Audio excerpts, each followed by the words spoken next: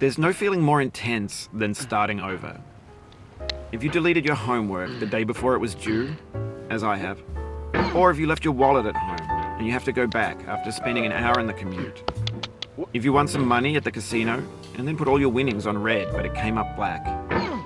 If you got your best shirt dry cleaned before a wedding and then immediately dropped food on it. If you won an argument with a friend and then later discovered that they just returned to their original view. Starting over is harder than starting up.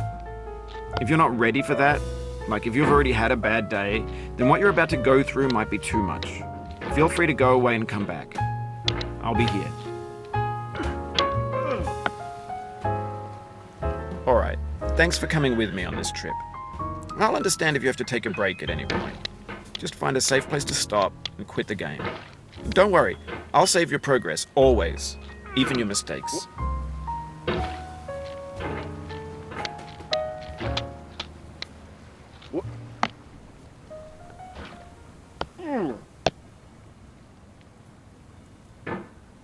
This game is a homage to a free game that came out in 2002, titled Sexy Hiking.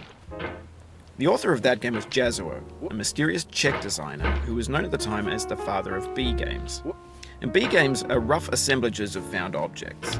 Designers slap them together very quickly and freely, and they're often too rough and unfriendly to gain much of a following.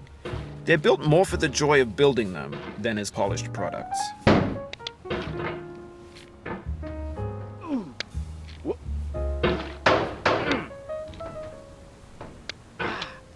In a certain way, Sexy Hiking is the perfect embodiment of a B game. It's built almost entirely out of found and recycled parts, and it's one of the most unusual and unfriendly games of its time. In it, your task is simply to drag yourself up a mountain with a hammer.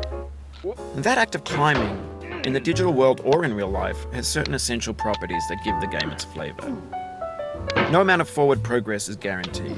Some cliffs are too sheer or too slippery. And the player is constantly, unremittingly in danger of falling and losing everything. Anyway, when you start Sexy Hiking, you're standing next to this dead tree that blocks the way to the entire rest of the game. It might take you an hour to get over that tree, and a lot of people never got past it. You prod and you poke at it, exploring the limits of your reach and your strength, trying to find a way up and over. And there's a sense of truth in that lack of compromise. Most obstacles in video game worlds are fake. You can be completely confident in your ability to get through them once you have the correct method or the correct equipment or just by spending enough time. In that sense, every pixelated obstacle in Sexy Hiking is real.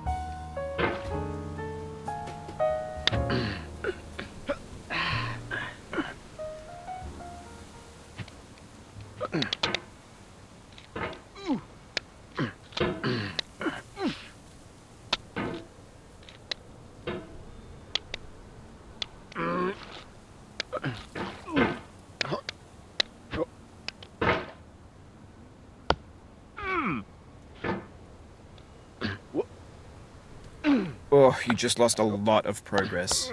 That's a deep frustration, a real punch in the gut.